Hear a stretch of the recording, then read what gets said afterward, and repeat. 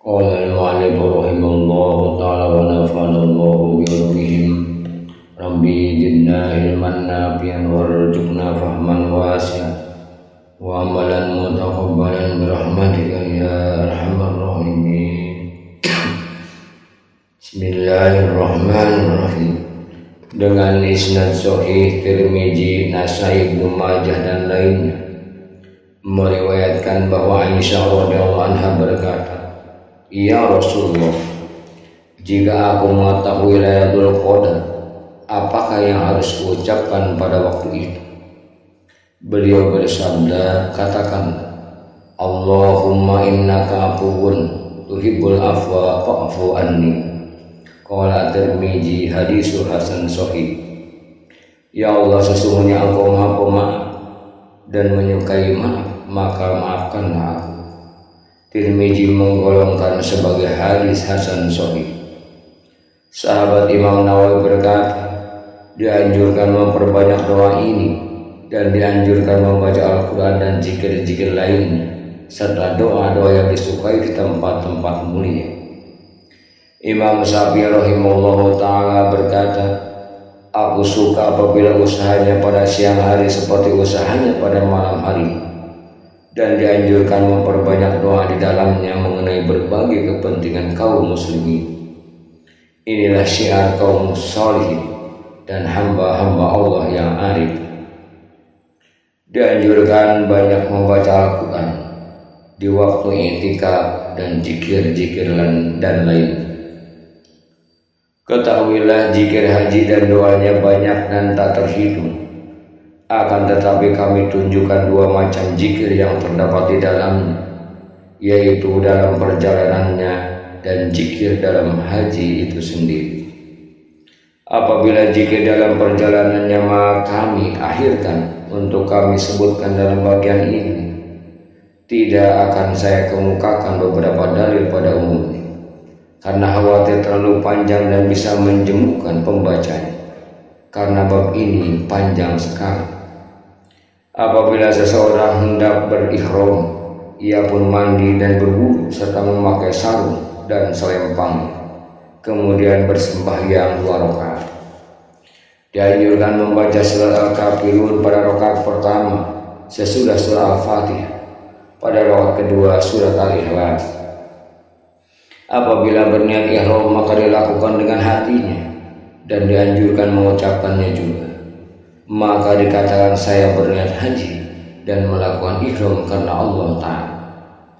Yang wajib adalah berniat di dalam hati, sedang mengucapkannya adalah sunnah. Apabila berniat dalam hati saja sudah cukup. Andai kata berniat dengan ucapan saja, maka tidak cukup.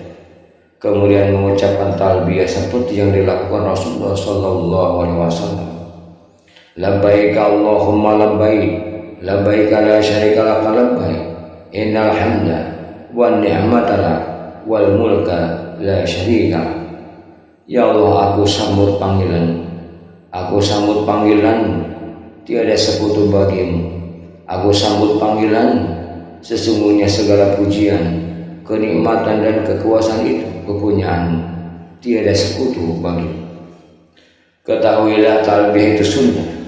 Andai kata ditinggalkan, sah haji dan umrahnya. Akan tetapi ia kehilangan keutamaan yang besar dan tidak mengikuti amalan Rasulullah SAW. Ada yang mewajibkannya, ada yang mensyaratkannya.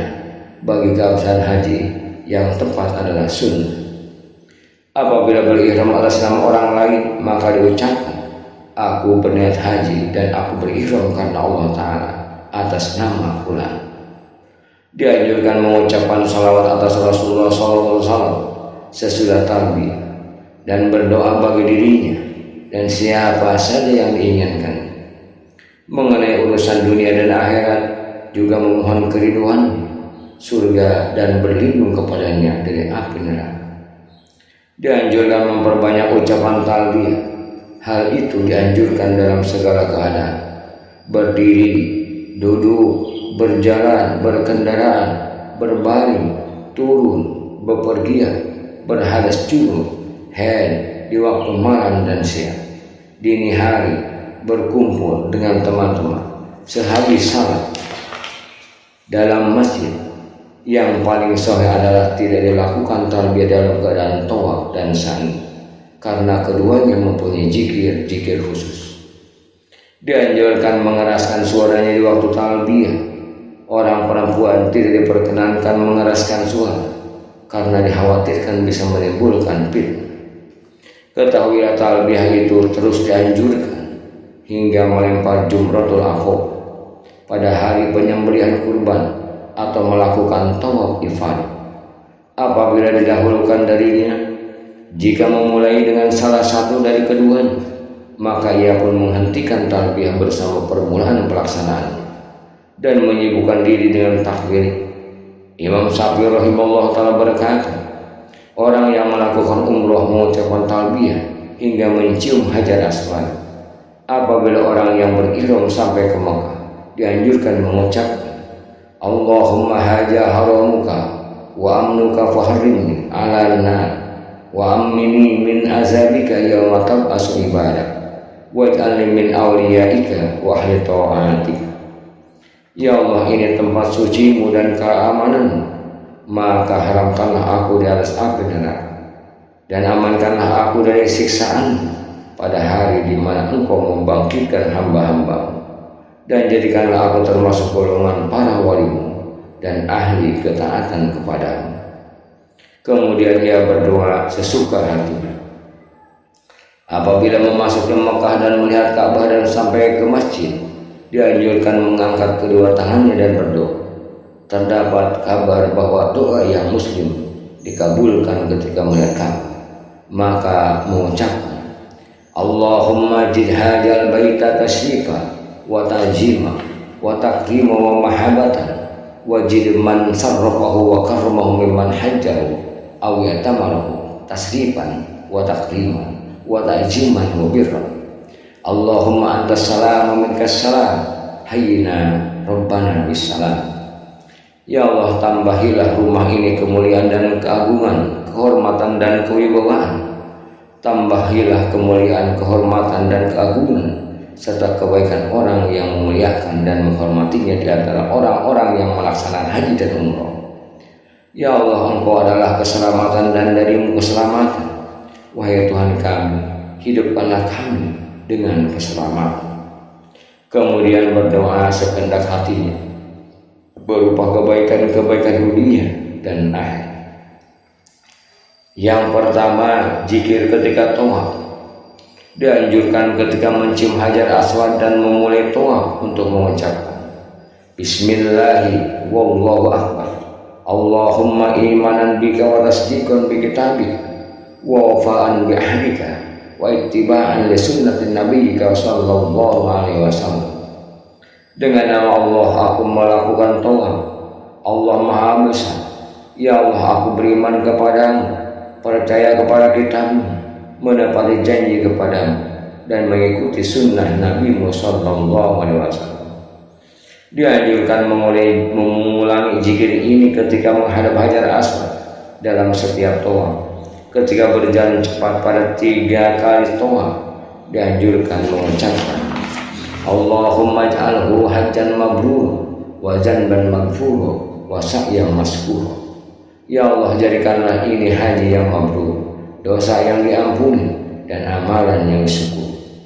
Dan mengucapkan dalam 4 tawaf lainnya Allahumma ighfir warham wa'fu amma ta'ala wa antal a'azzul akram. Allahumma rabbana atina fid dunya hasanah wa fil akhirati hasanah wa qina azabannar. Ya Allah, ampunilah dan kasihanilah, maafkanlah dosa yang Engkau ketahui. Engkau Maha Perkasa dan Maha Pemurah. Ya Allah Tuhan kami, berilah kami kebaikan di dunia dan di akhirat, dan lindungilah kami dari siksa neraka. Imam Syafi'i berkata, dalam seluruh tawaf aku suka mengucapkan Ya Allah Tuhan kami, berilah kami kebaikan di dunia dan di akhirat, dan lindungilah kami dari siksa neraka. Dianjurkan berdoa di antara tawafnya apa yang disukainya berupa urusan agama dan dunia. Andai kata seseorang berdoa dan jamaah mengaminkan, maka hal itu adalah baik. Diceritakan dari Al-Hasan rahimahullah, bahwa doa itu mustajab dalam 15 tempat dalam Taurat, di Multajam, di bawah Mizan, di Ka'bah, di sumur Jamjam, di Safa dan Marwah, di tempat Sa'i, di belakang makam Ibrahim, di Arafah, di Muzdalifah, di Mina, di waktu melempar jumroh yang berjumlah 3 kali. Maka sungguh merugi orang yang tidak berdoa di tempat-tempat itu. Imam Syafi'i dan sebagian besar sahabat yang mengatakan dianjurkan membaca Al-Quran dalam tawaf karena ia adalah tempat zikir, dan zikir yang paling utama adalah membaca Al-Quran. Abu Abdillah Al-Harimi, salah seorang ulama besar sahabat Imam Syafi'i, memilih bahwa tidak dianjurkan membaca Al-Quran di waktu tawaf. Yang sabit adalah yang pertama. Apabila selesai dari tawaf dan dari salat 2 rakaat, dianjurkan untuk berdoa dengan yang disukai. Di antara doa yang dinukilkan dalam hal itu adalah Allahumma ana abduka wa ibnu abdika wa ataituka bi dzunubin kabiratin wa amalin sayyiatin wa haja maqamul aizi bika minan nar faghfirli innaka antal ghafurur rahim. Ya Allah, aku adalah hamba-Mu dan anak hamba-Mu. Aku datang kepadamu dengan dosa-dosa yang besar dan perbuatan-perbuatan yang buruk.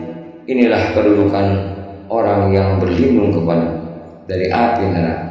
Maka ampunilah aku, sesungguhnya Engkaulah yang Maha Pengampun dan Maha Penyayang. Yang kedua, doa di Multajam.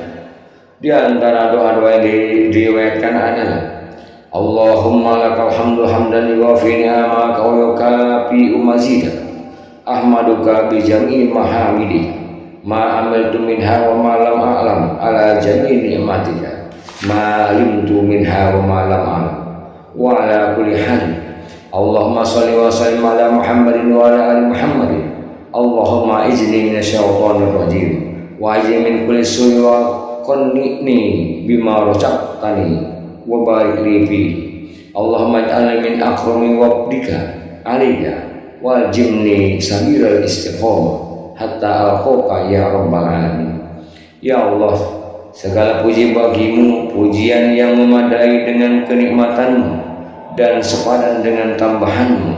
Aku memujimu dengan seluruh pujian kepadamu, baik yang ku ketahui daripadanya maupun yang tidak ku ketahui, atas seluruh kenikmatanmu, baik yang ku ketahui daripadanya maupun yang tidak ku ketahui, dan dalam segala keadaan. Ya Allah, berilah sholawat, rahmat dan salam keselamatan atas Muhammad dan keluarganya. Ya Allah, lindungilah aku dari setan yang terkutuk, dan lindungilah aku dari setiap perbuatan yang buruk, dan puaskanlah aku dengan rezeki yang Engkau berikan kepadaku, dan berkatilah aku dalam hal ini. Ya Allah, jadikanlah aku sebagai tamu yang paling mulia, dan tetapkanlah aku di jalan yang lurus sehingga aku bisa bertemu dengan wahai Tuhan sekalian. Setelah itu berdoa sesuka hatinya. Wallahu a'lam bishawab.